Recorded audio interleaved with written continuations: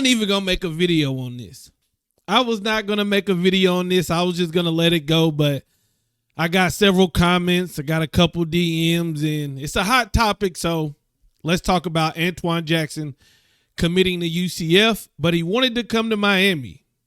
So let's talk about what happened, and then I'm going to give you my opinion and what I would do, right?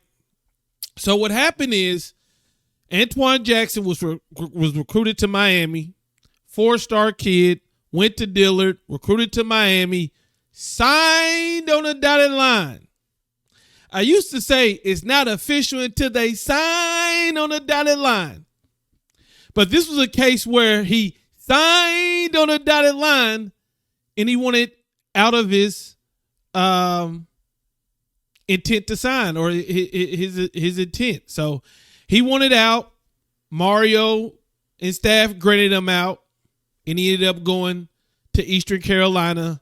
I think he started 3 games, played pretty well for what I heard. I didn't really watch a lot of East Carolina games, but I do remember seeing him pop up on the timeline and stuff like that. I was like, cool, good deal. I mean, I'm expecting him. I was expecting him to be a starter there for the next couple years, but he decides to enter the transfer portal. Real quick, I want to give a big shout out to the Kane Gang members. Those are the names you see on the screen, and I appreciate you guys for going above and beyond to help support your boy and support this channel. If you're not a member of the Kane Gang, then what are you waiting for? You will get video shout outs like this one, member-only videos, player cut-up videos, huddle breakdowns, a logo next to your name. Come on now. All that for only $1.99 a month. Just hit that join button right next to the subscribe button, or you can hit the link in the description to get signed up. To the Kane Gang members, I truly, truly appreciate you guys. And for those who don't want to do the extra content, no big deal, because you taking time out of your day to like, subscribe, it truly means the world to me, and you guys have changed my life. I appreciate you so much. Back to the video. And as soon as he hits on the transfer portal, you can see he's lobbying to come back to Miami. And then there's rumors he wants to come back to Miami. So the question became, would he come back to Miami, and would the staff allow him to come back to Miami? Today he committed to UCF, so I'm pretty sure the answer to that was no. Now, no matter what my opinion is, no matter what your opinion is, and you're rightful to have one, I'm rightful to have an opinion on this. Antoine and Mario, they know how all this went down. They know how the communication went. They know what happened. They know everything. They know the text messages that was sent. They know how all this went out. So I trust Mario in this decision of not allowing him to come back. Now, here is my personal opinion. The type of guy I am. I've told you guys a lot. The one thing about me is I'm loyal. If I rock with you, I rock with you.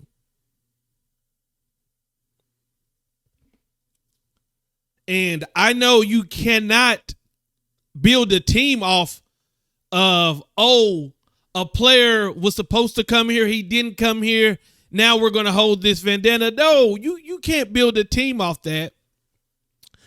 But the way that college football is going, I believe that you have to start a foundation and a culture of this is the you, and being here is a privilege.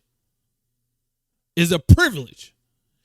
This isn't a kid who was recruited by Miami and he chose to go to another school.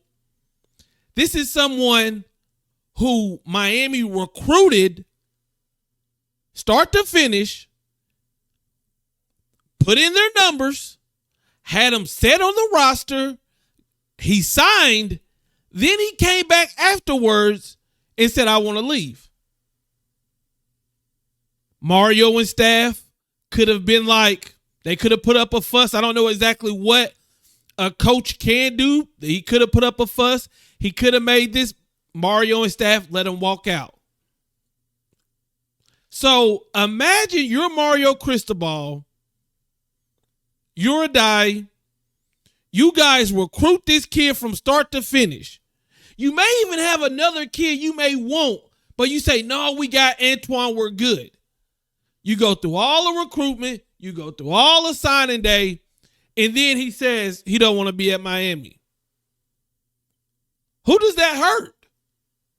That hurt the University of Miami. That hurt Miami. That hurt the DB room.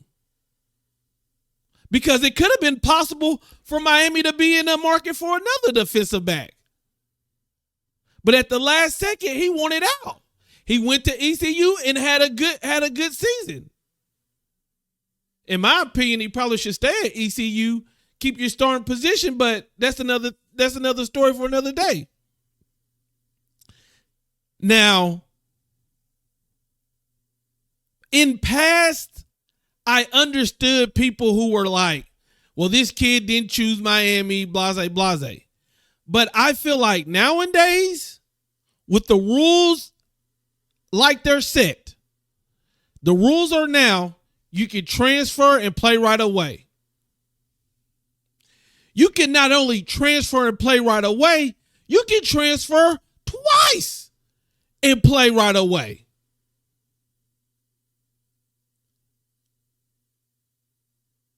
Think about that. So he went to ECU. Could he transfer again? I'm assuming Mario thought about that. Either way it go, Mario looked at the defensive backs, the cornerbacks on the staff, and thought it wasn't worth the risk. If I was the coach, I would have took the same stance. No hard feelings, no wishing ill on the kid, but you had your chance to go to Miami. You probably took somebody else's chance to go to Miami. You went to ECU. It is what it is.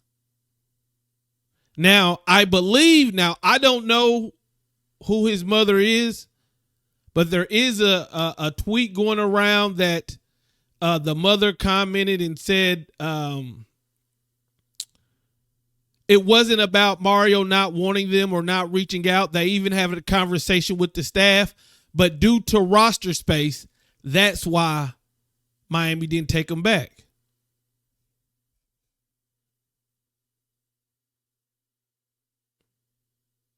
I believe nowadays the importance of culture is going to be big. It's going to be big because now, if you show me that you're willing to renege on a deal we've already had, I can't let you fool me twice, especially when I have other kids, other players counting on me. Now, I'm not naive to, does this rule go to every player?